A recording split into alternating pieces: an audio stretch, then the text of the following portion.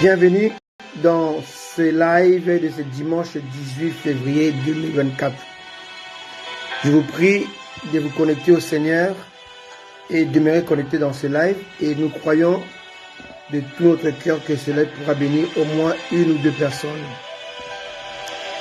Alléluia. Nous aurons à peu près moins d'une heure pour parler d'un sujet que nous avons parlé le dimanche dernier, les 4 grandes épreuves de vie. Dimanche dernier, nous avons parlé de 2 grandes épreuves. Et aujourd'hui, par la grâce de Dieu, nous allons parler de 2 autres épreuves qui restent. Alléluia. Connectez-vous et demeurez connectés au Seigneur. Merci Jésus pour ta grâce et ta bonté et ta miséricorde, Seigneur. Nous te prions, Seigneur, de nous fortifier encore ce matin, cet après-midi pour les autres. Nous te prions, tendre Père, de nous révéler ta parole, de nous orienter, Seigneur, de nous aider à marcher, à cheminer avec toi par le Saint-Esprit. Seigneur, sans toi, nous ne pouvons rien faire. Nous avons besoin de toi pour cheminer dans ce monde opaque, ce monde ténébreux et ce monde perverti par tout ce que nous voyons aujourd'hui. Tendre Père, Dieu de gloire, de bonté, de miséricorde, nous te prions au nom de Jésus de nous aider, Seigneur. Car Satan est tellement dans la violence, dans l'écartement, dans les ténèbres, qu'il veut vraiment nous déchoir de notre couronne. Il veut nous obliger à suivre son chemin. Et nous voulons, Seigneur, rester ancrés en Jésus, dans la parole, par le Saint-Esprit. Beaucoup, Seigneur, ont fait naufrage par rapport à la foi. Et nous sommes là, Seigneur, malgré ces choses, malgré, Seigneur de gloire, ces tentatives diaboliques et démoniaques, Père éternel, nous voulons rester, demeurer dans la doctrine, dans la vraie doctrine de la parole de Dieu. Les 6 fondements de la parole de Dieu, de la doctrine, nous voulons demeurer, Papa, dans ces 6 fondements, Seigneur, que Hébreu nous parle dans le livre de l'Épître d'Hébreu, au chapitre 6. Père de gloire, aide-nous, Père de gloire, à comprendre quelle est ta parole, quel est le chemin que nous devons suivre, qui est Jésus. Quelle est la vérité que nous devons rencontrer, qui est Jésus. Et quelle est la vie que nous devons enfanter, épouser, qui est aussi Jésus. Merci, Père de gloire. Merci pour tout ce que tu fais pour nous. Nous te prions d'ouvrir nos yeux spirituels, d'ouvrir notre esprit pour que nous puissions saisir ce que tu veux nous dire encore en ce jour. Sois béni, tendre Père, au nom de Jésus. Amen. Amen. Bienvenue à vous. Là où vous êtes, depuis la France, depuis la Belgique, depuis l'Angleterre, partout où vous êtes, que Dieu vous accorde sa grâce et sa bonté, sa miséricorde. Amen. Alors nous parlions dimanche dernier de 4 grandes épreuves de vie.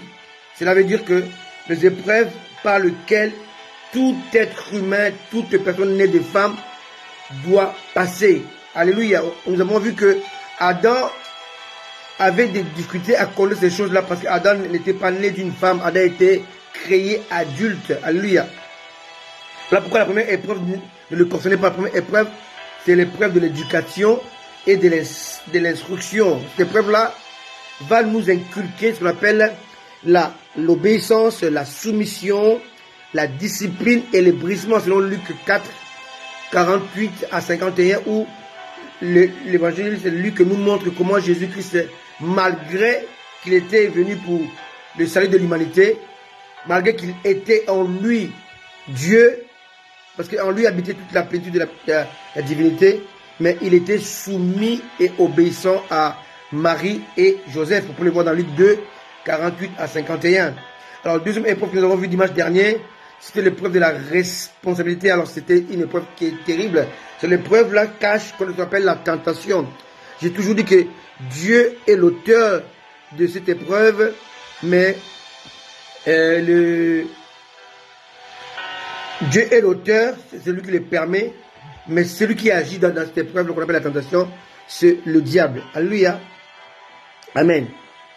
Alors, dans la tentation, on va voir, on a vu 5 verbes que Satan va utiliser contre nous, malgré notre foi, malgré notre implication, malgré notre comment on dit ça, notre implication dans la foi, malgré notre abandon au Saint-Esprit, mais Satan va parvenir à nous transporter, à nous montrer, et à nous proposer, à nous conduire et à nous placer. Hein? Satan a transporté Jésus-Christ, Satan a montré à Jésus, il lui a proposé, donc il a voulu échanger l'adoration avec les richesses de ce monde. Satan a conduit Jésus et Satan a placé Jésus sur le sommet.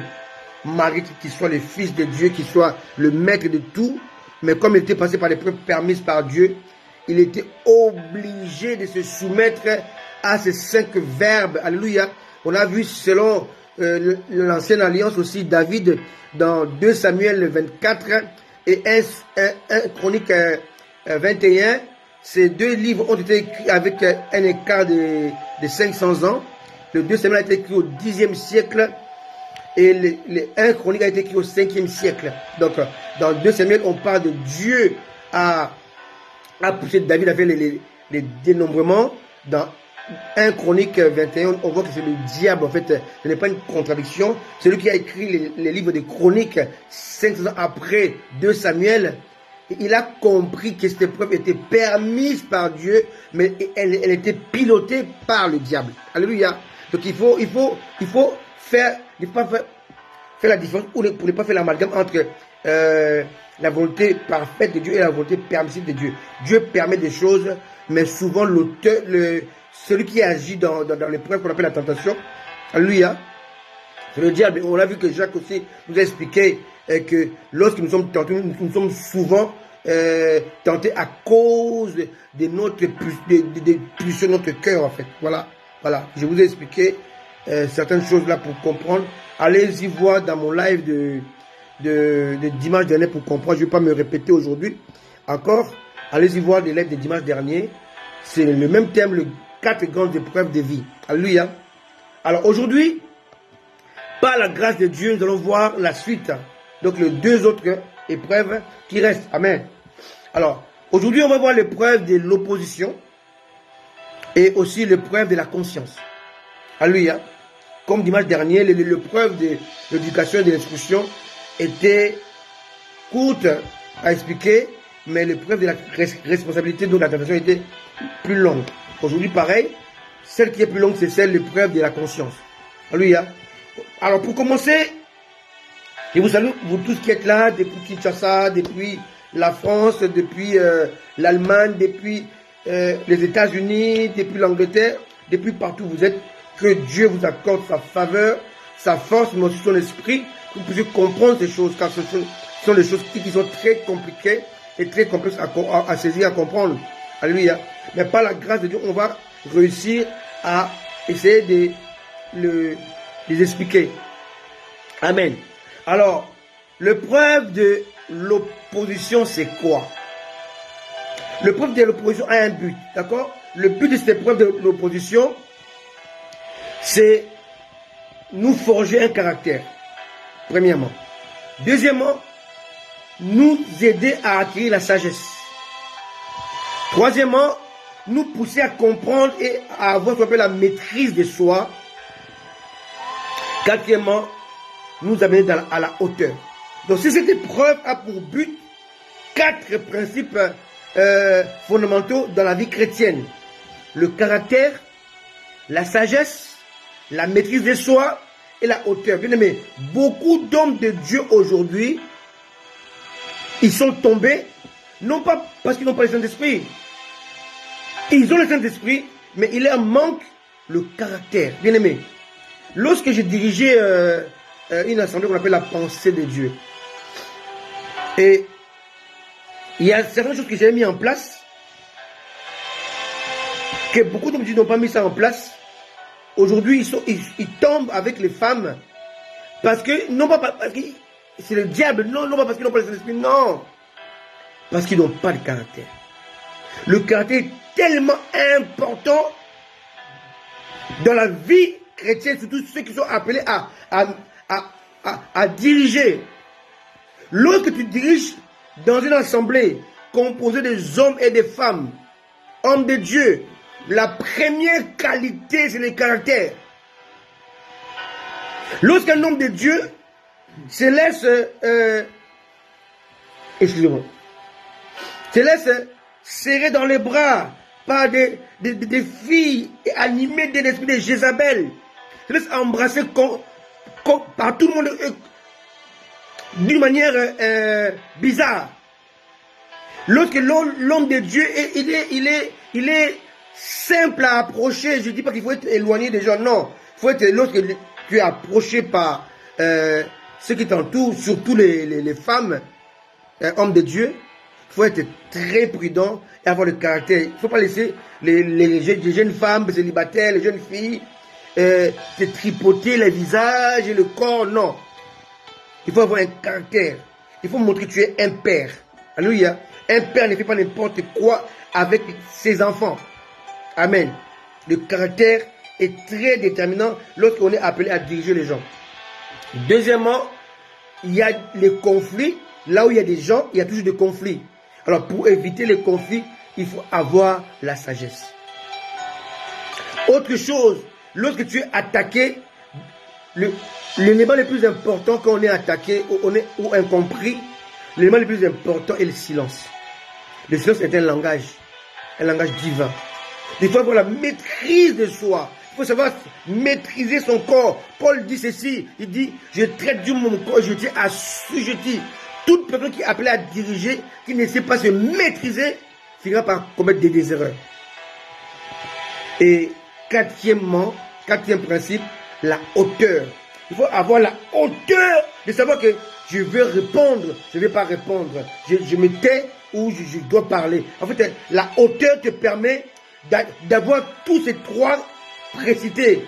Le caractère, la sagesse, la maîtrise de soi. La plus grande de ces quatre choses, c'est la hauteur. Quand tu as la hauteur,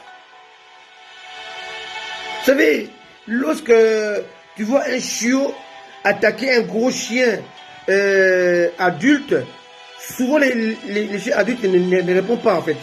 Parce qu'il a la hauteur, parce que c'est un bébé. Alléluia. De même, lorsque nous servons Dieu, il faut avoir la hauteur de rester silencieux lorsqu'il s'agit de quelqu'un qui est dans l'ignorance. Quelqu'un qui est ignorant, il te traite de tous les noms, de tous les mots, de tous les noms d'oiseaux. Ça ne sert à rien de répondre. Alléluia. Vous savez, un jour, un enfant posait la question à son père, papa, pourquoi tu es chauve? Pourquoi tu as perdu les cheveux? Son père lui a dit, attends, dans 20 ans, 25 ans, tu sauras pourquoi. Et dans 25 ans, l'enfant, avec les cheveux commencent à partir de la tête. Vous comprenez? Donc, il y a des choses dans la vie que ça ne sert à rien de répondre. Vous savez, très souvent, je parle souvent à un homme de Dieu, l'apôtre Marcel. Souvent, je le vois dans des discussions, débats sur Facebook. Et quand je vois que ça va très loin, je lui écris une box et dis, arrête-moi ça tout de suite. Arrête ça. Ça ne sert à rien. Celui qui est en face de toi n'a pas ce que toi tu as comme auteur, n'a pas la conscience que toi tu as. Il est dans l'union, ça ne sert à rien de lui répondre. Alléluia. Alors ça s'appelle la hauteur. Alors, pour parvenir à ces quatre principes ou quatre éléments très importants dans la vie d'une personne, et encore mieux dans la vie d'un serviteur ou servant de Dieu, il faut passer par ce qu'on appelle l'épreuve de l'opposition. Alléluia. Très important. Alléluia. Alors, lisons Jean 8, versets 38 à 59. Alléluia. Pour mieux comprendre l'épreuve de l'opposition. C'est très important cette épreuve. Dieu le permet pour nous amener à acquérir ces quatre principes fondamentaux et très nécessaires dans la vie d'une personne et puis dans la vie d'un ministre de Dieu. Alléluia.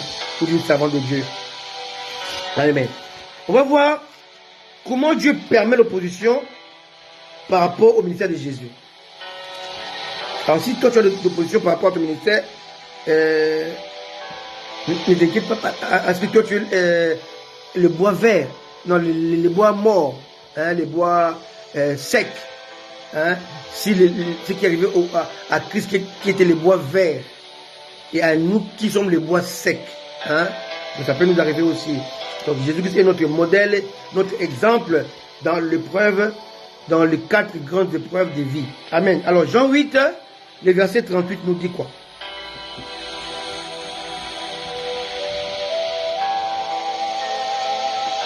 Lisons, Jean 38. Je dis ce que j'ai vu chez mon Père. Et vous, vous faites ce que vous avez entendu de la part de votre Père. Et ici, on va voir, Jésus va détailler les 3 types de pères. Là, il s'agit de le Père céleste et le Père diable. Dieu est le Père, Satan aussi est le Père. Alléluia. Dieu est le Père créateur, la source. Satan est le Père du mensonge, l'imitateur. 39. Il lui répondit, notre Père c'est Abraham. Jésus leur dit ici, Abraham, si vous étiez enfant d'Abraham, vous ferez les œuvres d'Abraham. Alors là, on voit un 3e Père, Abraham, le Père de la foi, le Père des principes. Alléluia. Donc ici, il y a 3 pères. Dieu le Père, Satan le Père et Abraham le Père. Maintenant, ici, Jésus va nous montrer quelle est la définition de chaque Père. Pour être le fils de Dieu, il faut exprimer l'amour. Pour être le fils d'Abraham, il faut exprimer les œuvres. My goodness. Si tu es fils d'Abraham, tu dois faire les œuvres d'Abraham. Si tu es le fils de Dieu, tu dois exprimer l'amour. Et si tu es fils du père du mensonge, tu vas toujours avoir les mensonges dans la bouche. Alléluia. Alors, 39, je le reprends. Il lui répondit, notre père c'est Abraham. Jésus leur dit, si vous étiez enfant d'Abraham, vous feriez les œuvres d'Abraham. Donc, pour être fils d'Abraham, il faut forcément faire les œuvres d'Abraham. Or, les œuvres d'Abraham, c'était la foi. Donc, il faut exprimer la foi. 40. Mais maintenant, vous cherchez à me faire mourir. Moi qui vous ai dit la vérité, que j'ai entendu de Dieu. Cela, Abraham ne l'a point fait. 41. Vous faites les œuvres de votre père. Il lui dit, nous ne sommes pas des enfants illégitimes. Nous avons un seul père, Dieu. Donc ici, on voit qu'il y a un mélange de pères, en fait. Ils disent qu'il est Abraham, c'est leur père. Dieu, c'est leur père. Mais je lui dis non. Ni Dieu, ni Abraham sont vos pères. Alléluia. Amen. 42. Jésus leur dit, si Dieu était votre père, vous m'aimeriez pas, car c'est de Dieu que je suis sorti et que je viens. Je ne suis pas venu de moi-même, mais c'est lui qui m'a envoyé. Donc, pour être le fils de Dieu, on doit exprimer, on doit parler avec amour, on doit poser des actes d'amour. Quand on est le fils d'Abraham, on doit poser des actes de foi. Amen. Alléluia. 43. Pourquoi ne comprenez-vous pas mon langage? Parce que vous ne pouvez écouter ma parole. Vous avez pour père le diable et vous voulez accomplir les désirs de votre père. Donc, quand on est fils d'Abraham, on accomplit les désirs. Quand on est fils de diable, on accomplit les désirs. Donc, Dieu, on exprime l'amour. Abraham, on exprime la foi. Et Satan, on a les désirs charnels. Alléluia. Oh Jésus, c'est beau ça. Alléluia. 44. Vous avez pour père le diable et vous voulez accomplir les désirs de votre père. Il a été meurtrier dès le commencement. Il ne se tient pas dans la vérité parce qu'il n'y a pas de vérité en lui. Lorsqu'il profère les mensonges, il parle de son propre fond, car il est menteur et père du mensonge. Ici, on dit que Jésus dit aux Juifs, Satan ne ment pas. Quand il parle, il puise de son fond. Et son fond, c'est les mensonges. Il dit, quand il profère les mensonges, lorsqu'il profère les mensonges, il parle de son propre fond, car il est menteur et pas du mensonge. Quand Satan parle, en lui, il n'y a que mensonge. Voilà pourquoi il est important de ne pas considérer les témoignages de ceux-là qui étaient autrefois chez le diable, qui sont venus dans le Seigneur. Ce qu'ils ont vu, ils n'ont vu que des mensonges. Alléluia. Dans ce monde, la vérité n'existe pas. Amen. Car les faux, c'est des mensonges. Même les démons sont trompés par Satan.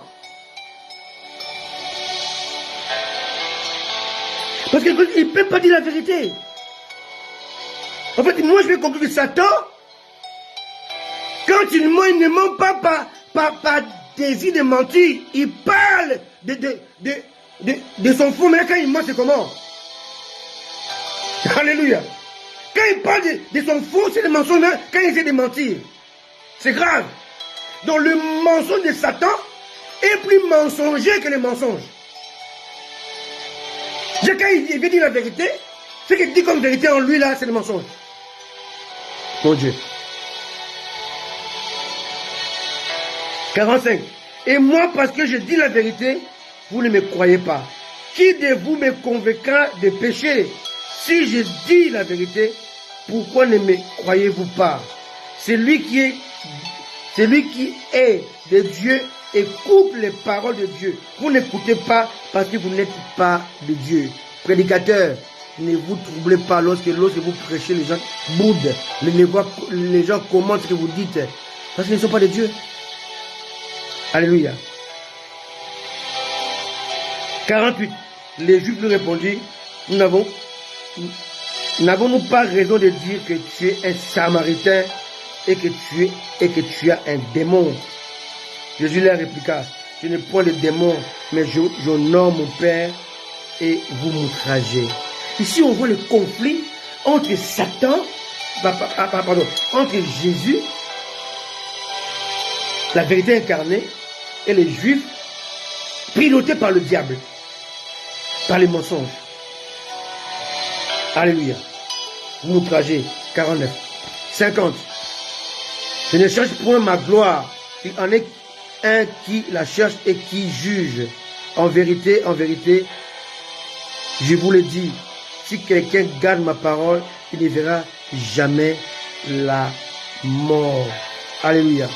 Es-tu plus grand que notre père Abraham qui est mort? Les prophètes aussi sont morts. Qui prétends-tu être? Ici on parle de la prétention pour essayer de les déstabiliser. Bien aimé, bien souvent lorsque tu parles de la part du Seigneur, les gens viennent pour te déstabiliser et te traiter de prétentieux. Moi-même qui vous parle, il y a des gens qui disent que je suis un homme prétentieux. Heureusement, il y a des gens comme des Solange, Élu, mon épouse, il y a Marcel, Joël, Marcel qui est en Afrique du Sud, Joël qui est à Goma, et d'autres mamans Henriette qui m'écoutent, qui me suivent, et qui disent que, surtout mon épouse dit, chérie, tu es rempli d'humilité. Et pourtant, lorsque je prêche ou j'enseigne, celui qui ne me connaît pas va penser que je suis un homme prétentieux parce que je crois à ce que je dis et je dis ce que je crois. Et cette hauteur de croire ce que tu dis et de dire ce que tu crois, alléluia, est souvent vue comme une sorte de prétention. Alléluia. Et cela, lorsqu'on n'est pas ancré en Christ, on peut se décourager. On commence à mener à confesser, Seigneur, aide-moi, elle est pleine de potentiel, elle n'est pas orgueilleuse. En fait, tu ne l'es pas. L'orgueil, ce n'est pas de paroles, c'est de gratitude. Alléluia. Gloire à Dieu. Qui prétends-tu être? La prétention est une arme qui Satan utilise pour nous décourager et nous freiner dans notre élan. Alléluia. C'est très dangereux. Il faut bien comprendre ces choses-là. Alléluia. Il faut avoir la sagesse. Alléluia. Et le caractère pour savoir que je ne suis pas prétentieux. Je crois ce que je dis et je dis ce que je crois. 54. Jésus répondit, si je me glorifie moi-même, ma gloire n'est rien. Mais c'est mon Père qui me glorifie, lui que vous dites être votre Père. Donc Jésus affirme qu'ils ne sont pas le Fils de Dieu. Et encore moins le Fils d'Abraham. C'est eux qui étaient prétentieux. Ils prétendaient être les fils de Dieu alors qu'ils n'étaient pas les fils de Dieu. Mais ils étaient Jésus de prétentieux. 55. Et que vous ne connaissez pas. Et, oui. 54. Oui, je reprends 54. Jésus répondit, si je me glorifie moi-même, ma gloire n'est rien. C'est mon Père qui me glorifie, qui lui que vous dites être votre Père et que vous ne connaissez pas. Pour moi, je le connais, et si je disais que je ne le connais pas, je serais semblable à vous, un menteur. Mais je le sais, mais je le connais, et je garde sa parole. Abraham, votre père, 56, votre père a tressaillé de joie de ce qu'il verrait mon jour. Il l'a vu et il s'est réjoui. À quel moment Abraham a vu le jour de Jésus? C'est écrit nulle part. Alléluia. Beaucoup d'hommes de Dieu se butent dans ces versets. Abraham a tressé des joies, il voulait voir le jour de Jésus. À quel moment Abraham a-t-il vu le jour de Jésus? C'est le jour qu'Abraham a rencontré Melchisedec. Parce que Melchisedec, il était roi de Salem et roi de justice. Melchisedec était un sacrificateur qui n'avait ni père, ni mère, ni généalogie. Et ce Melchisedec-là était à l'image du Christ. Pour comprendre ça, il faut aller dans la Genèse, il faut aller dans Hébreu et venir ici dans Jean pour comprendre ce qu'on fait les jours du Seigneur qu'Abraham voulait voir. Alléluia, quelqu'un me comprend? Abraham voulait voir le jour du Seigneur, il l'a vu et il s'est réjoui. Ça reste un mystère. Cette phrase du Seigneur Jésus-Christ, c'est lui qui n'a pas la connaissance, c'est lui qui ne peut pas comprendre cela. Alléluia. Mais même eux-mêmes, à qui je disais, j'étais troublé. Je lui dis, mais c'est faux, parce que toi tu n'as même pas 50 ans et tu as vu Abraham. Mais en fait, 50 ans, c'est peu par rapport à Abraham. Abraham a vécu avant Moïse. Abraham a vécu avant Jacob, Isaac et Jacob. Il s'est passé, non pas 50 ans, il s'est passé des centaines d'années, des milliers d'années. Quelqu'un me comprend? Donc Jésus-Christ est venu 1000 ans environ après David. Or David n'est que le fils de Judas. Or Judas était le fils de Jacob. Jacob était le fils d'Isaac. Isaac était le fils d'Abraham. Donc Abraham et Jésus, ce n'est pas 50 ans. Mais ici, pourquoi il parle de 50 ans? C'est encore un mystère. Je n'avais pas encore 50 ans, tu as vu Abraham. Est-ce que dans 50 ans, Abraham était là? Non! Ça peut être des non-dits. 50 ans là aussi cache des mystères. Je lui dis, tu n'as pas encore 50 ans et tu as vu Abraham. Pour voir Abraham, il ne fallait pas avoir 50 ans. Il fallait avoir 3000 ans. Alléluia.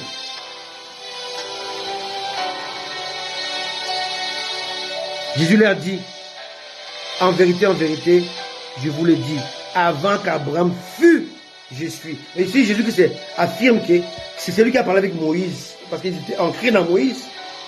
Il faisait ce que Moïse avait fait, il faisait ce que Moïse avait dit. Lorsque Moïse avait rencontré Yahweh, c'était tétragramme, hein, YH, alléluia, YH, c'est quoi non? Yahweh. YHWH, hein, le tétragramme. Donc, quand Moïse a vu Dieu, le tétragramme, le YHWH, Dieu lui avait dit, je suis. Hein? Je suis celui qui suis. Et il a dit que celui qui avait parlé à Abraham, à Moïse, là, c'était moi. Là-dessus, il prit des pierres pour les jeter contre lui. Et Jésus se cacha et il sortit du temple. Ici encore, quelque chose de très important. Vous savez, aujourd'hui, les hommes de Dieu, ils pensent qu'on doit faire front à tout. C'est le manque de sagesse, c'est le manque de caractère, c'est aussi le manque de maîtrise de soi. Il y a des combats dans lesquels il faut fuir. La Bible est claire là-dessus. Hein? Là-dessus, il prit des pierres pour les jeter contre lui, mais Jésus se cacha. Il se cacha. Il les évita. Et il sortit du temple. Il fuit. Bien-aimé, il y a des combats qu'il faut éviter, car ça peut être dangereux pour vous et pour ce qui vous entoure. C'est le combat. On prend les armes. Non, il y a des combats, il faut se cacher. Il se cacha, il s'enfuit. Il s'éclipsa dans le temple. Il disparaît parmi la foule. Et puis on ne le voit plus. Est-ce que Jésus-Christ n'avait pas les anges pour le défendre? Non, c'est une épreuve. Et quand tu es dans cette épreuve-là, il faut écouter Dieu. Qu'est-ce que Dieu te dit de faire? La stratégie veut que tu puisses te cacher. La stratégie veut que tu puisses t'enfuir. Le caractère veut que tu puisses éviter l'affront. Reste dans le camp. La maîtrise de soi veut que tu puisses ne pas répondre à ces provocations. Donc, cette épreuve-là va nous forger ces 4 principes: le caractère, la sagesse, la maîtrise de soi et la hauteur. Prenez la hauteur avec Dieu. N'allez pas à la fois à tout. N'apprenez pas tout. Ne répondez pas à toutes les provocations. Non. Jésus se cacha et il s'enfuit. Alléluia. C'est l'épreuve de la maturité. C'est l'épreuve de la hauteur. J'appelle ça l'épreuve de l'opposition. Quand il y a l'opposition, avant de répondre, réfléchis. Et Christ se dit, lorsque tout va bien, sois dans la joie. Quand tout va mal, réfléchis. Sollicitez votre tête. Dieu, on travaille avec Dieu par rapport au cœur. Mais bien souvent, face aux épreuves, on doit solliciter la tête. Réfléchir. Alléluia. C'est très important. Amen. Aujourd'hui, beaucoup d'hommes de Dieu aujourd'hui ont chuté parce qu'ils croyaient qu'ils répondent aux provocateurs. C'est ça la solution. Non, c'est pas la solution. Souvent, on doit rester calme, on observe. Vous savez, un jour, Bénigne, au début de ce ministère, Dieu l'utilisait puissamment, mais il manquait ces 4 choses. Il n'avait aucun caractère, il n'avait aucune sagesse, il n'avait aucune maîtrise de soi, il n'avait pas la hauteur. Et peut-être c'était un homme puissant qui émergeait dans le milieu chrétien. Dieu l'utilisait fortement parce qu'elle était auprès des 4 Koulman, elle avait appris des choses. Mais elle ne savait pas ce qu'elle avait appris chez ces 4 Koulman, elle devait aussi, il devait aussi l'apprendre par lui-même. Alors, un de ses amis qui était proche de lui a dit, Béni, il est très puissant. Il est fort. Mais il lui manque quelque chose. Il est un homme sans caractère, pas de sagesse, sans maîtrise de soi. Alors, il est venu le voir, il lui a dit, viens m'accompagner dans une forêt. Soit dans une forêt. Et l'homme de Dieu lui a dit, attends-moi ici, j'arrive. Alors, il s'est caché loin de Béni. Maintenant, Béni, il regarde une demi-heure, 45 minutes. Il vient pour commencer à crier. Pourquoi tu me fais ça? Tu es où? Reviens. En fait, il faisait ça pour forger en lui un caractère et susciter en lui la maîtrise de soi, en fait. Et Bénin, l'homme de Dieu là, il va paraître au bout de, je crois, 2 ou 3 heures. Bénin était très en colère. Ça, c'est ce qu'il même lui raconte dans ton livre, hein. Bienvenue, bonjour Saint-Esprit. Vous pouvez lire ce livre-là, et vous allez voir comment je suis l'histoire de vous. Alléluia. L'homme de Dieu là lui a dit, tu as beaucoup de choses, tu as la grâce de Dieu, mais il te manque la maîtrise, il te manque le caractère, il te manque la sagesse. En fait, ce que je vous prêche dans l'autre. Et à la fin, il a remercié. Tu peux être un homme de parole. Tu prêches très bien. Tu as l'éloquence, tu as un bon français, tu sais convaincre. Mais si tu n'as pas de caractère, tu finiras par être dupé. Samson était un homme puissant, il était loin du Saint-Esprit. Mais il lui manquait le caractère. À cause du manque de caractère, il a succombé. Alléluia. À cause du manque de sagesse, il a succombé. À cause du manque de maîtrise de soi, il a succombé. Et sa force était ses muscles n'était pas suffisant pour le maintenir dans l'onction de Dieu. Alléluia. Amen. C'est très important. Et l'homme de Dieu béni aussi a réussi à comprendre à cause de cet ami qui avait amené à saisir ces éléments que je vous prête aujourd'hui. Le caractère, la sagesse, la maîtrise de soi et la hauteur. Alléluia. Alors, pour ce faire, pour parvenir à ce niveau-là, de la hauteur, il fallait passer par l'épreuve de l'opposition, où les gens s'opposent à toi, s'opposent à ton Dieu, s'opposent à ce que tu prêches, s'opposent à ce que tu dis, s'opposent à ce que tu affirmes. Cette épreuve-là est donnée à tout le monde, parce que Dieu t'appelle, mais le caractère est un exercice. Dieu t'appelle, mais la sagesse est un exercice. Dieu t'appelle, mais la maîtrise de soi est un exercice. Alléluia. Dieu t'appelle, la hauteur est un exercice, bien aimé. Bien aimé, lorsque l'aigle essaie d'amener les aiglons à comprendre certaines choses, il prend des risques par rapport à ses enfants. Il les met sur ses ailes, il prend les aiglons, il les met sur ses ailes, il vole.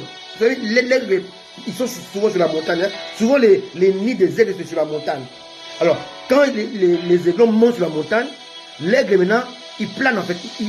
Il étend ses ailes, il plane. Il vole pas pour ne pas faire tomber ses enfants. Il plane, il ouvre les ailes, il plane. Maintenant, l'aiglon est sous les ailes des papas aigles ou maman aigle. Et maintenant, il plane, il fait des montagnes au-dessus de la montagne. Et pour un moment, il balance ses ailes comme ça, il laisse tomber l'aiglon.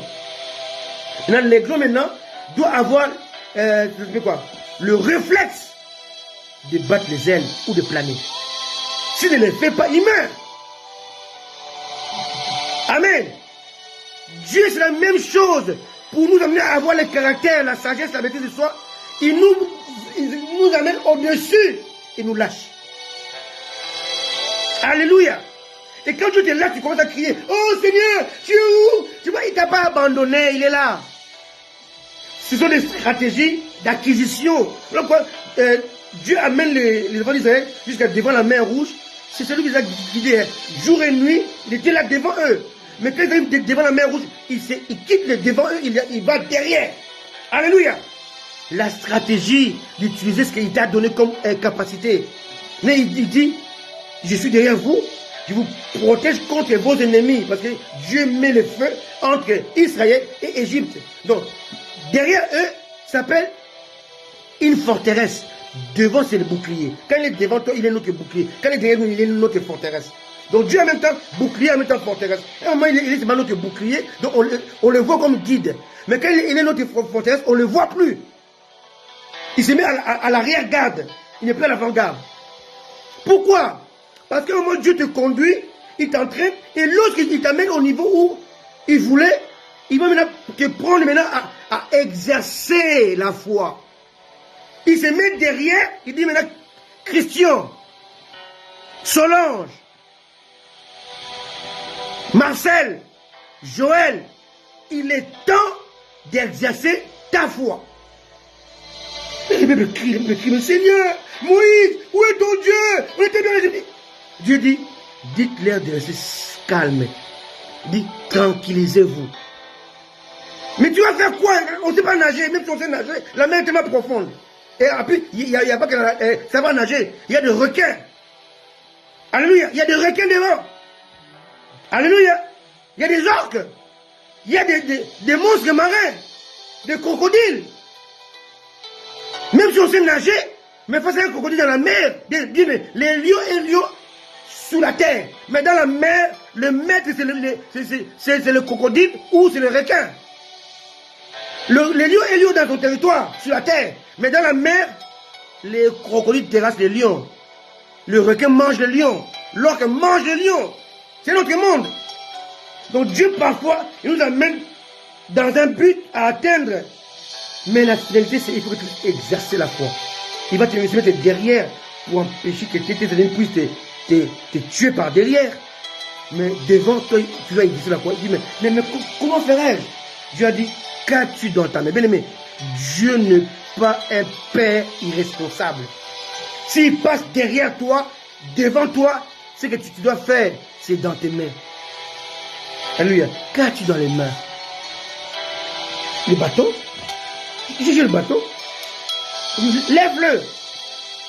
Quand moi je lève le bâton, le vent souffle. Bien aimé, le Saint-Esprit est en toi, est avec toi et sur toi. Mais à un moment, le Saint-Esprit n'obéit qu'au principe de Dieu. Aussi longtemps que Moïse n'avait pas élevé les bâtons, le vent ne soufflait pas. Et puis, lisez bien l'histoire. Parce que quand on regarde les films, ce n'est pas qu'on voit les films. Dans les films, on voit Moïse devant la mer où il lève les bâtons, et puis la mer se sépare sous le champ. Non, la mer s'est séparée pendant toute la nuit. C'est pas un instant. Ça a duré toute la nuit. Et ça c'était pas la journée. Alors, ça encore, il y a des choses qui sont cachées que beaucoup de gens lisent vite sans comprendre. Cette scène-là s'était passée la nuit. Alors, dans la nuit, il se passe deux choses. Ils étaient dans le désert. Dans le désert, la journée fait dans les 50-60 degrés. Chaleur insupportable. Mais la nuit dans le désert, c'est le froid aussi insupportable. La journée, il fait 50 degrés. La nuit, dans ce même endroit où il fait 50 degrés de température, il fait moins 5, moins 10 degrés. Donc quand la Bible dit que les vents chauds qui a soufflé, c'est impossible. La nuit, les vents chauds n'existent pas. Donc ces vents n'étaient pas les vents. C'était le Saint-Esprit. Alléluia. Vous voyez le mystère? On dit que le vent chaud souffla toute la nuit. La nuit, les vents chauds n'existaient pas. Donc le vent qui a soufflé la nuit là, ce n'était pas le vent normal. C'était le vent de l'Esprit. Donc l'Esprit se met en action lorsque Jésus est élevé. Le bâton, c'est Christ. Le vent, c'est le Saint-Esprit. Mais ce n'est pas des vents normaux. C'est le vent chaud de l'Esprit. Regardez même dans Ézéchiel. Ézéchiel, il voit les ossements desséchés. Dieu lui montre les ossements desséchés. Il dit, que faire? Il dit, Dieu, tu sais. Il dit, parle aux ossements desséchés. Et parler, c'est le dit de Dieu. On dit que Dieu a dit, le Saint-Esprit était sur les eaux polluées. Mais Dieu dit, donc on voit les triangles. La mort, l'impossible, l'esprit et la parole. La mort, la mer, l'impossible, on voit les bateaux et les vents. On voit les triangles de Dieu. Alléluia. On voit les problèmes, l'esprit et la parole. Donc le Saint-Esprit ne peut pas agir si tu ne parles pas. Ézéchiel devait parler pour que les ossements prennent vie. Donc ici, il y a un tir de Dieu. Il y a ton problème, le Saint-Esprit et la prophétie. Ton problème, le Saint-Esprit et le bâton. Le Saint-Esprit, par rapport à Moïse, le Saint-Esprit, c'est le vent chaud. Les problèmes, c'est la mer rouge. Quelqu'un me comprend? On a ça, c'est le triangle de Dieu. Problème, Saint-Esprit, bâton. Donc Christ s'est élevé, l'Esprit rentre en action. Par rapport à Ézéchiel, on se passe desséché, donc la mort. On voit la parole d'Ézéchiel, la prophétie, et l'Esprit agit. Aussi longtemps que Christ n'est pas élevé dans ta vie, le Saint-Esprit n'aura pas de licence pour changer l'impossible en possibilité, la mort à la vie. La mort prend vie lorsque la parole de Dieu est libérée. La mort prend vie lorsque Jésus-Christ est glorifié. La mort prend vie lorsque la gloire revient à Jésus, pas à toi. Triangle de Dieu. Mort, Saint-Esprit, parole. Mère, bâton, Saint-Esprit. On dit toujours cela. Dans ton problème, il faut que Jésus soit élevé pour que l'Esprit de Dieu agisse. C'est la glorification de Jésus qui permet à l'Esprit d'agir. On l'a vu avec Ézéchiel, on l'a vu avec Moïse et les enfants d'Israël. Donc, et ceci, c'est le prêtre de l'opposition a pour but de glorifier Jésus, de voir l'œuvre du Saint-Esprit et d'acquérir ces quatre principes. Le caractère, la sagesse, la maîtrise de soi et la hauteur. Là, c'était le troisième épreuve de vie, l'épreuve de l'opposition. Quatrièmement, ça va être encore plus long. Je ne sais pas si j'aurai le temps. Je vais voir l'heure. Alléluia. Gloire à Dieu. Quatrièmement, on a l'épreuve de la conscience. Alors, ceux qui aiment beaucoup les études, vous allez voir, c'est ceux qui connaissent Freud, hein, il était philosophe, il était aussi psychanalyste. D'accord? Alors, ceux qui connaissent aussi Descartes, il était mathématicien, physicien et philosophe. Donc, il y a Freud qui était psychanalyste, il était aussi philosophe. Il y a Descartes qui était mathématicien, physicien et philosophe. Alors, les deux grands noms de la science ont utilisé trois méthodes. Alors, ces trois méthodes changent de nom par rapport à la science pratiquée. Alors, en psychanalyse, selon Freud, il appelle ça les trois instances constitutives de l'homme. Il dit les ça, le moi et le surmoi. Là, on est dans la psychanalyse. En philosophie, on parle de la conscience, l'inconscience et le subconscient. Là, on est en philosophie. Donc, mais ces deux théories vont s'accorder en un seul but. Les deux théories entre la psychanalyse et la philosophie de Descartes, la psychanalyse de Freud et la philosophie de Descartes vont s'accorder lorsqu'il y a ce qu'on appelle le combat ou la bataille interne ou la bataille intrapsychique. Alors, la plus grande épreuve de l'homme, c'est l'épreuve de la conscience.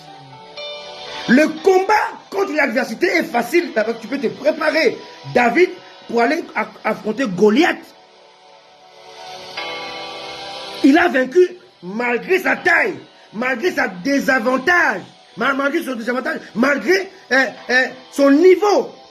Goliath me mesurait plus de 3,50 mètres, David me mesurait moins de 2 mètres. À peine 1,80 m ou 70. Goliath mesure 2 fois plus que David par rapport à la taille.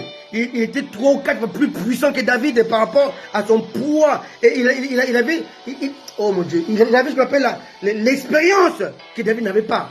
Donc, Goliath par rapport à David, Goliath était donné vainqueur à 1000%. Si on devait parier dans les paris, on devait parier sur Goliath. D'ailleurs, si on comparait David avec Saül, vous lisez la parole de Dieu, vous verrez que Saül était l'homme le plus grand de tout Israël et le plus beau. Alors, ce que vous voyez dans le film, c'est faux. Vous voyez David un garçon très beau. Non. Saül était plus beau que David. Il était plus mignon que David. Alléluia. David n'était pas laid, c'est un bel homme. Mais la beauté de Saül est dépassée celle de David. Premièrement. Deuxièmement, Saül était un homme le plus grand dans tout Israël, mais il craignait Goliath. David était petit par rapport à Saül, son maître, son roi, mais il ne craignait pas Goliath. Pourquoi? Parce que David avait un secret. David avait le secret avec Dieu. David savait comment Dieu agissait par rapport à l'adversité. Mais David a fait le naufrage par rapport au combat de la conscience. David avait perdu le combat de la conscience. Le combat de la conscience, ce sont des choses. Hein. Laissez-moi vous expliquer un peu par rapport à ce qu'on appelle la psychanalyse. La psychanalyse.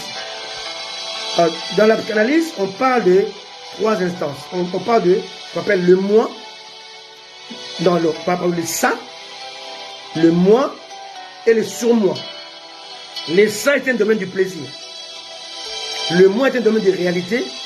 Et le surmoi est un domaine de la conscience. Hein? Retenez ça. Si Élie peut écrire ça. Ça égale plaisir. Moi égale réalité. Surmoi égale conscience morale. Alléluia. Alors, le ça est le siège du désir et des pulsions refoulées. Elle est guidée par le principe du plaisir. Je répète, hein. Le ça est le siège des désirs. Siège de désir et de plaisir ou de pulsion, pardon. Ça est le siège des désirs et des pulsions refoulées. Vous savez, il y a ce qu'on appelle les pulsions refoulées. Hein. Je peux vous donner quelques exemples. Hein. Il y a des gens en eux, ce sont des hommes, hein. Ils ont des pulsions par rapport aux enfants de 10-15 ans. De 10 à 15 ans par exemple. C'est en eux. Ils aimeraient bien sortir avec des enfants qui ont 10 et 15 ans. Ça s'appelle les pulsions refoulées. Tu les désires. Il y a des femmes qui ont des pulsions refoulées comme des femmes de 40 ans, mais elles aiment les jeunes garçons de 18 ans, de 17 ans. Ce sont des pulsions, c'est plus fort qu'elles, mais elles le refoulent. à cause des non-dits, des quand diront-on, qu'est-ce qu'on va penser de moi. Et tout ça, ça englobe les domaines qu'on appelle les principes du plaisir, ou du plaisir. C'est ça. Maintenant, les moi et les médiateurs entre le ça et le surmoi. D'accord?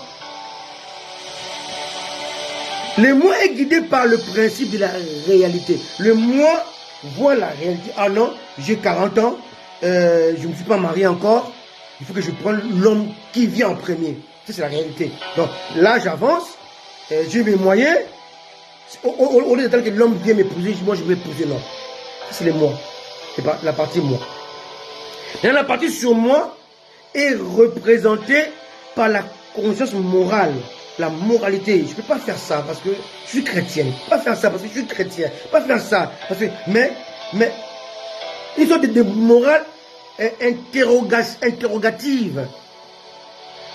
Des interdits. On ne m'a pas appris ça. Dès mon enfance, on m'a dit ça, c'est mauvais. D'accord? Ça c'est sur moi. D'accord? Et ce surmoi a agi comme le juge conseur. Juge censeur. Donc le surmoi va intimer ou bien opposer son... Ça s'appelle quoi déjà le veto. Voilà. Alors, le surmoi va imposer son veto sur le ça. Or le ça, lui, c'est le plaisir refoulé, pulsion refoulée, plaisir, désir. Maintenant, tes désirs sont contredits par le surmoi. Et le moi là, le moi il est comme médiateur. Il est entre le ça et le moi et le surmoi qui s'égarent. Le ça et le surmoi se battent. Oh my goodness. Alléluia. Il y a un combat interne entre le ça, domaine du désir, des pulsions refoulées et du plaisir. Et de l'autre côté, le surmoi, donc la moralité, domaine des consciences morales. Alléluia. Intériorisation des interdits de l'enfance. Tu as grandi avec ça. Ça, c'est mauvais. Alléluia. Et les surmois, maintenant, c'est un juge censeur. Tu ne peux pas faire ça. Tu n'as pas grandi comme cela. Alléluia. Même nos enfants aujourd'hui, élus, tu me comprends? Nos enfants, on a mis au monde. Alors, il y a ce qu'on appelle le moi, hein, les mois chrétiens. D'accord? On lui a dit, il faut être chrétien, il faut être baptisé. Il y a bien ce qu'on appelle les mois chrétiens qui voient le monde réel. Ah, mon papa c'est un docteur, ma maman c'est une prophétesse. Donc, les mois chrétiens lui disent, ce que tu fais là, tu ne peux pas faire ça. Tu comprends un peu? Vous comprenez? Tu ne peux pas faire ça parce que le moi chrétien est là. Maintenant, entre les mois chrétiens et les médiateurs, maintenant, il y a d'un côté le ça, siège de désir, des pulsions refoulées et des plaisirs. Je vais maintenant pousser ton enfant à être comme les autres enfants, à découcher, à fuguer, à aller faire le plaisir, à aller faire la mondanité. Mais en même temps, à l'intérieur, en dehors de ce moi chrétien, il y a le surmoi, la morale chrétienne qu'on lui a inculquée dès son enfance. Lui dit, tu ne peux pas faire ça. N'oublie pas que tu es moi. Le moi chrétien est là. Maintenant, il y a la bataille entre les ça, des désirs, des pulsions refoulées et des plaisirs, avec le surmoi de la conscience. Le surmoi maintenant est le juge. Voilà pourquoi on peut tromper tout le monde sauf sa conscience. Donc la conscience maintenant va se battre contre le ça. Super. Le ça, plaisir. Plaisir, des désirs et des pulsions refoulées. Exactement. Le moi, médiateur entre le ça et le surmoi, guidé par les principes de la réalité. Super. Alléluia. Le surmoi, guidé par la moralité, agit comme juge censure. Alléluia. Impose son veto. Bien aimé, écrivez ce qu'Élie a écrit là. C'est exactement ce que je suis en train de prêcher. Écrivez ça, gardez ça en vous. Et ça, nous sommes frappés la psychanalyse, qui va s'accorder avec la philosophie. La psychanalyse de Freud avec la philosophie de Descartes. Ils vont s'accorder sur le même thème le thème que j'ai appelé le conflit intérieur ou bien le conflit intra-psychique. Bien aimé, il n'y a pas une épreuve qui soit aussi difficile pour un être né d'une femme que le combat intérieur. Le combat intérieur, c'est un combat que personne ne voit, mais tu le ressens.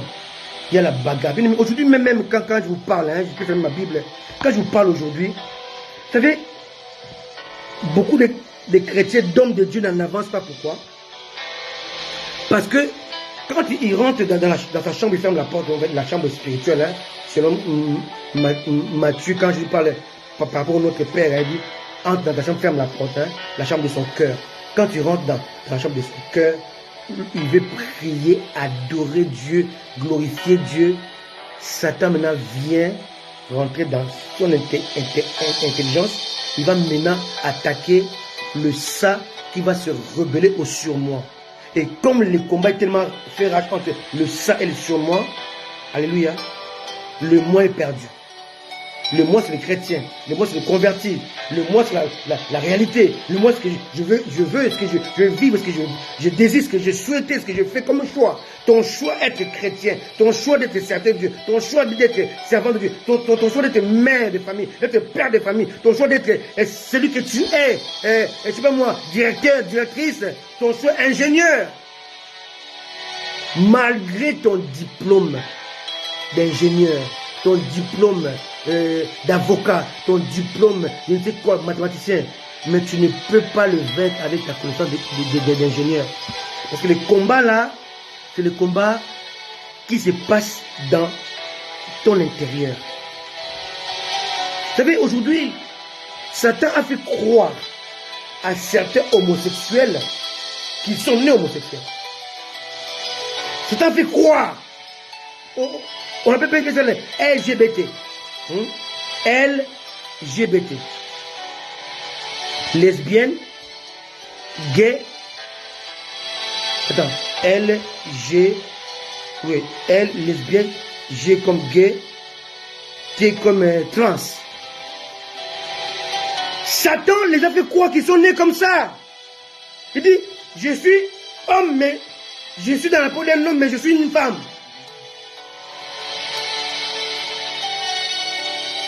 C'est le combat intérieur. Si Dieu a voulu que tu naisses homme, il ne peut pas mettre en toi les pensées des femmes. Et ces gens-là, ils ont un problème mental. En fait, en réalité, je ne suis pas en train d'insulter ces gens-là, mais je suis en train de dire que tout ce monde-là, LGBT, ils ont un conflit intérieur. Il est un garçon, mais il se sent femme. Et pour lui, il est enfermé dans un corps de femme alors qu'il est un homme. Il se sent enfermé dans un corps d'une femme, mais c'est un homme. Il se sent enfermé dans le corps d'un homme alors qu'il est une femme. Alors ils vont faire ce qu'on appelle les opérations. Ceux qui ne veulent pas faire les opérations, ils vivent en femme. Quelqu'un me comprend? Aujourd'hui, regardez dans les réseaux sociaux, maintenant ce mouvement est développé. LGBT. Il y a même dit LGBT+, LGBTQ+.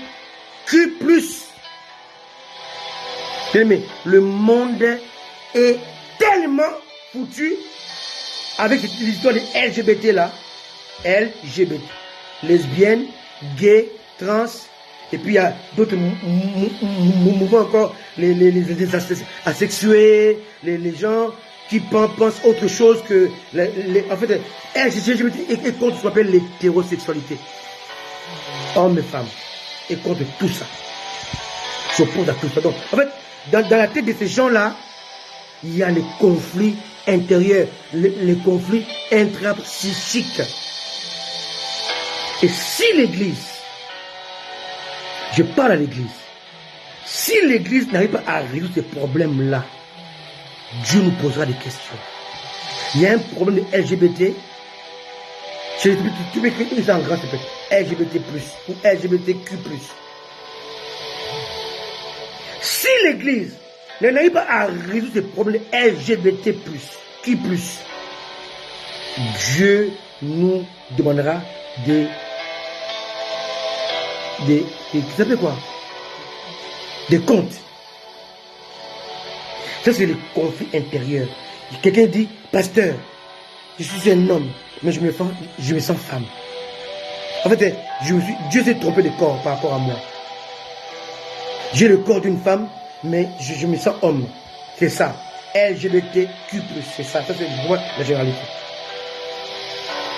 J'ai le corps d'un homme, mais je me sens femme. Dans mon comportement, j'aime bien faire à manger, j'aime bien repasser, j'aime bien avoir...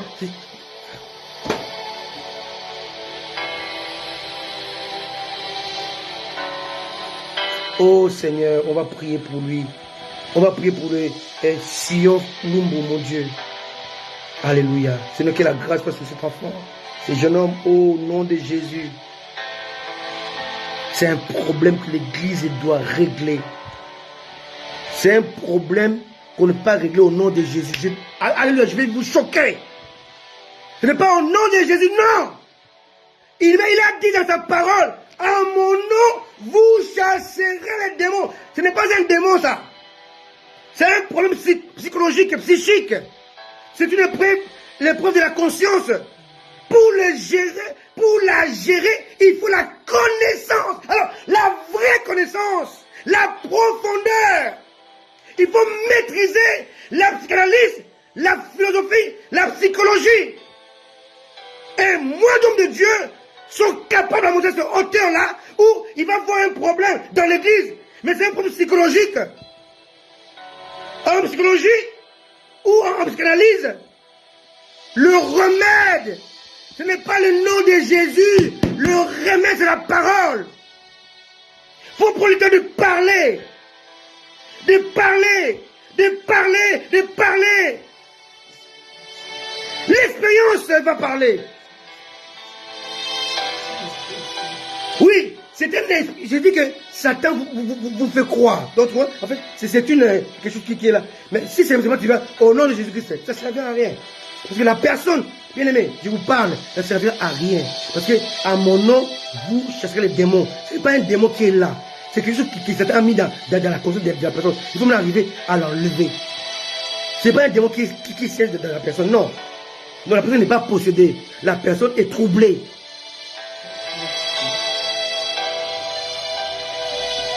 Alléluia. Lisez ce que Jésus-Christ a fait. On amène un démon, non, pas paralytique. Ils vont casser la maison de pierre. Ils vont baisser avec 4 cordes. C'est ça, un trouble psychologique, exactement ça. Voilà. Quelqu'un qui a un trouble psychologique, il va forcément possédé par un démon. Vous comprenez? Dans la société, c'est pas au nom de Jésus. Là, je marche par rapport au démon, pas par rapport au trouble psychologique. Le trouble psychologique demande la sagesse de Dieu, la connaissance, l'expérience. Il y a beaucoup d'atouts qu'il faut avoir pour gérer ce genre de problème. Quelqu'un qui est là, il dit je suis un homme mais je suis une femme. Tu vas dire au nom de Jésus. C'est là où les chrétiens sont troublés. Et vous savez, j'ai vu des documentaires, un léopard s'est attaqué à un chien qu'on appelle massif tibétain. Un chien qui est énorme. Il mesure même 3 mètres. Il a mangé le léopard. Un pitbull a attaqué au même chien, massif tibétain. Les pitbulls même pas fait 2 secondes. Les massifs l'a attrapé par le cou, l'a tué sur le chien. Ce sont les chiens qui sont passés par le croisement, qui sont même plus forts que les animaux sauvages. Pour vous dire quoi? Le monde est tellement complexe. Satan a tellement mis ce monde-là à retourner sur ce monde-là. Si vous souvenez, au nom de Jésus, c'est comme le fils de Séva. Ils ont oublié que pour dire au nom de Jésus, il faut que Jésus-Christ soit en toi. Ils ont dit au nom de Jésus que Paul prêche, mais Jésus n'en habitait pas en eux. Ce qui fait qu'au lieu de ce soit une victoire, c'était pour une défaite. Ils ont pris 7 chemins différents. Alors que Dieu a dit, ils feront par 7 chemins. Au lieu qu'ils fuient, c'est eux qui ont fui. C'est dangereux. Donc, ceux qui ne sont pas équipés pour ce genre de choses-là, appelez les gens. Bien aimés, faut pas avoir honte et avoir de l'orgueil. Dit, mon pasteur le fera. Est-ce que votre pasteur est équipé pour affronter LGBTQ+. Est-ce qu'il peut le faire? Il va échouer. Il va échouer, puis quelqu'un va jouer et dire, Satan, non! Tu as échoué parce que tu n'as pas été assez aiguisé, assez formé, assez équipé par le Seigneur.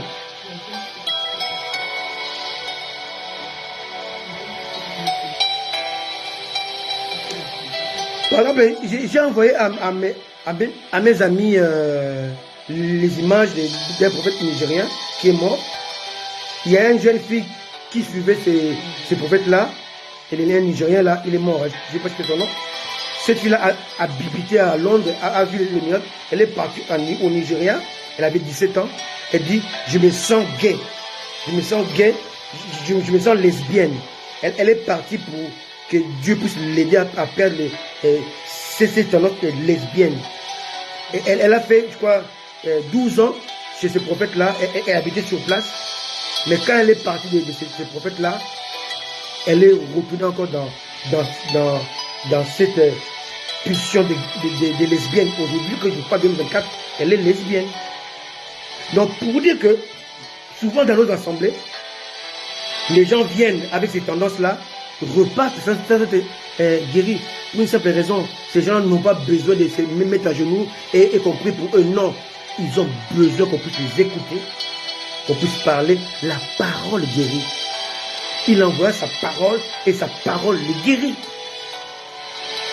Bien aimé, nous sommes dans des temps difficiles aujourd'hui. Cette épreuve-là de la conscience, déjà, lorsque je vous dis que David a échoué à ça. Quand David a eu les pulsions sur Bathsheba, et il ignorait que cette épreuve-là allait carrément coller à lui toute sa vie. Quand il a couché Bathsheba, Dieu lui a dit au travers de Nathan, l'épée ne s'éloignera plus de ta famille jusqu'à ta mort. David est mort. L'épée l'a poursuivi sa famille. Alléluia. Faisons très attention. Aujourd'hui, c'est plus Bathsheba qui est là, c'est LGBTQ+.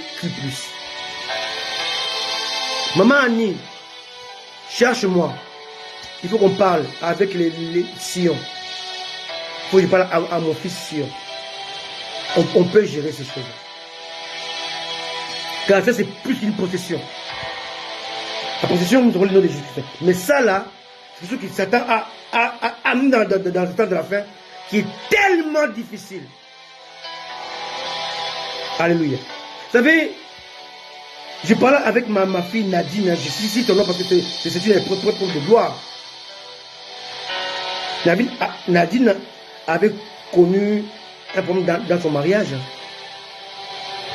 Alors, ce problème-là n'avait pas nécessité la délivrance.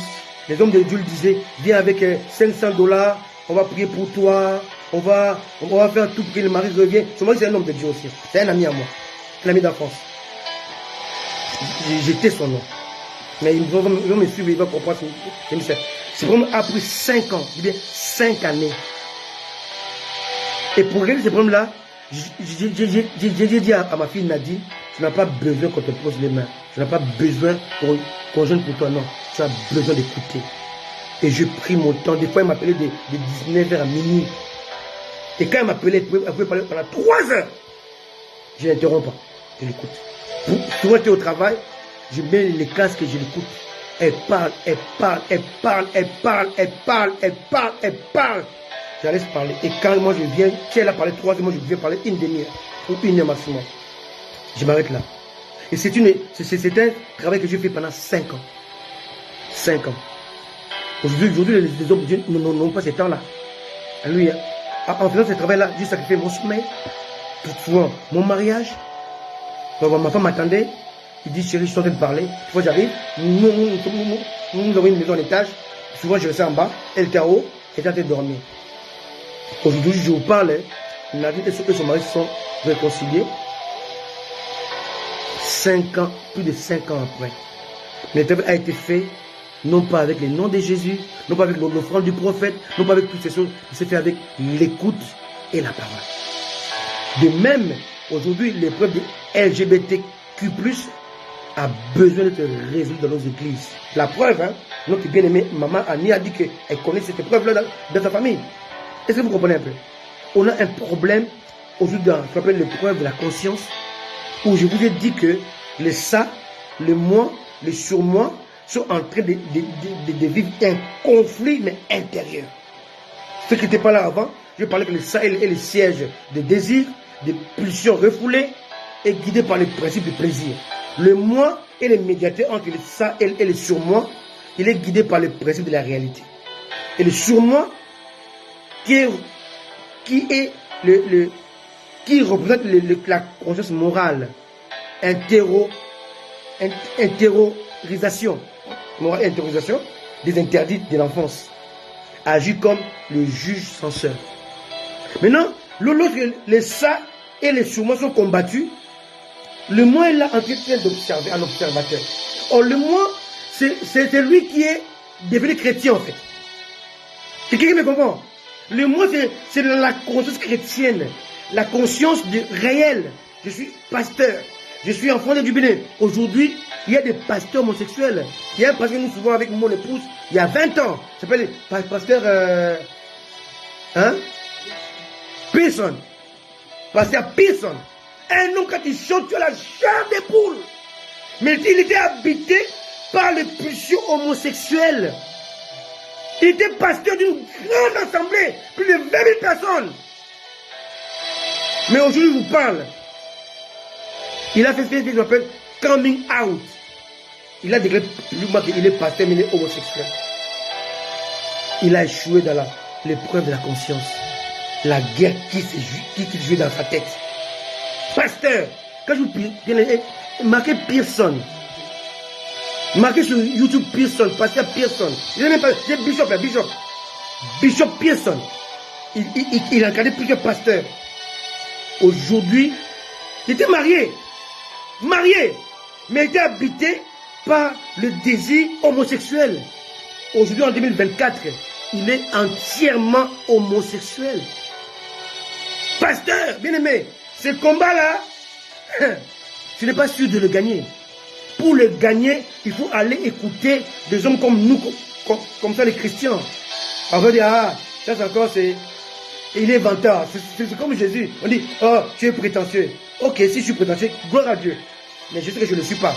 Que Dieu m'a équipé pour ce genre de personnes, ce genre de preuves qu'aujourd'hui l'Église néglige. L'Église a été capable de faire. Il passe le temps à dire, au nom de Jésus, fais, moto. Non, ça ne marchera pas. Il faut l'étudier. Il faut savoir que la psychanalyse en parle. La psychologie en parle. Ce sont des sociopathes. Jésus en parle. Il faut maîtriser tout ce qui est psychologie, psychanalyste. C'est quoi? Psychologie, psychanalyste, philosophie, tous ces psy-là. Psychiatrie. Vous comprenez? C'est un problème psychiatrique, psychique. Un problème qui est très costaud. Aujourd'hui, on est là, au nom de Jésus, on le sang de Jésus. Les frères, ça ne marchera pas. Il faut que Dieu t'occupe par rapport à ça. Je vous donne l'histoire de Nadine, ma fille Nadine.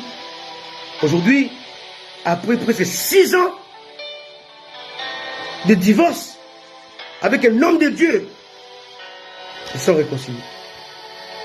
Mais le travail a été fait, non pas au nom de Jésus, non pas avec l'offrande du prophète, c'est avec la parole.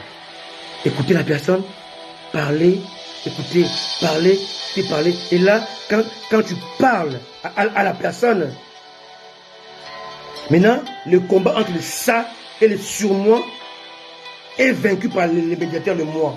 La conscience prend le dessus sur le ça et le surmoi. La guérison est là. Oui. Vous comprenez? C'est ça le dernier combat. Et ce combat-là, l'épreuve de la conscience-là, va nous amener à 2 choses. La dépendance à Dieu et l'acceptation de la croix. Je suis incapable de faire des choses. Je suis dépendant de Dieu. Alléluia. Soyez conséquent avec Dieu. Je n'ai même pas fini c'était possible. Si Dieu veut encore le mardi, je vais revenir encore dessus, comme je fais ça le mardi dernier. Je revenais dessus pour parler que de ça, cette épreuve-là, l'épreuve de la conscience. Je ne vais pas tirer trop le temps pour redire la même chose. Mais je vais quand même prendre un live le mardi où je parle que de l'épreuve de la conscience. Comment la résoudre, comment la vaincre, comment faire face aux troubles psychologiques. Nous avons l'antidote, la parole de Dieu. Oh, tu es amazing. Élie, tu es juste amazing. En fait, cette femme-là, elle vit à moi. Ce que je vais dire, elle sait, elle vit avant moi. C'est incroyable. Alléluia. Soyez juste bénis. Et c'est quoi, ces lives vous a bénis.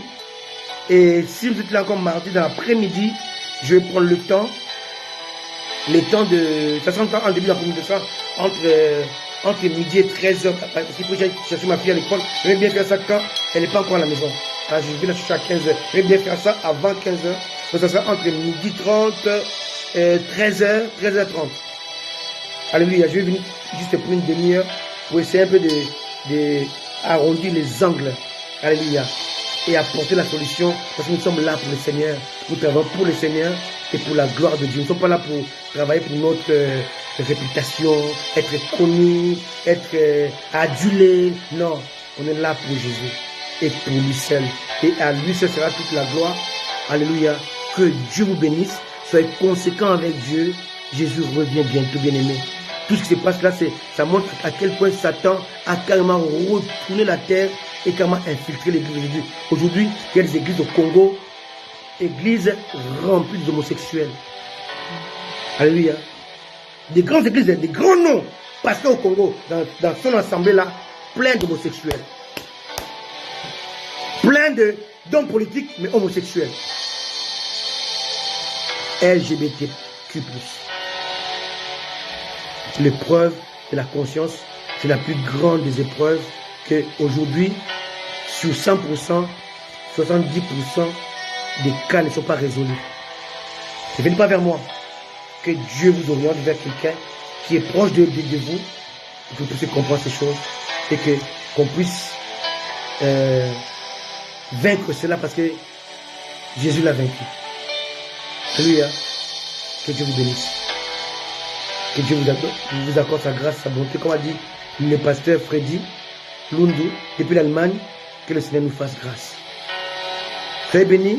Soyez bénis mon ami, mon grand frère Jimmy, pasteur Jimmy Aboli. Soyez bénis vous tous qui êtes là, maman Annie, maman Henriette, apôtre David, apôtre Marcel, prophète Joël, maman Henriette, maman Pascaline. Alléluia. Soyez bénis. Maman Gerline. Maman, j'ai aussi vu ma fille Pacheline. Soyez tous bénis. J'ai aussi vu papa, mon papa Mobejo, docteur Mobejo. Que Dieu vous accorde sa grâce afin que vous puissiez comprendre ces choses et avoir la connaissance de comment les résoudre. Alléluia. Et mon ami de tout temps, de tous les jours, Solange Elia. Soyez bénis. Et à très bientôt. Jésus revient bientôt. Si Jésus ne revient pas cette semaine, rendez-vous mardi, début d'après-midi, pour une petite suite, hein, 35 minutes. Et puis dimanche prochain pour une autre épreuve, encore un autre message sur Jésus dans la bibliothèque, pour la gloire de Dieu. Soyez conséquents avec vous-même, soyez sérieux avec vous-même. Jésus-Christ voit le cœur. N'essayez pas d'être des chrétiens trompeurs, des chrétiens hypocrites. Jésus-Christ voit le cœur. Soyez des vrais chrétiens, des vrais serviteurs de Dieu, des vrais enfants de Dieu, car Jésus-Christ va nous récompenser. À très bientôt. Ciao. Bye.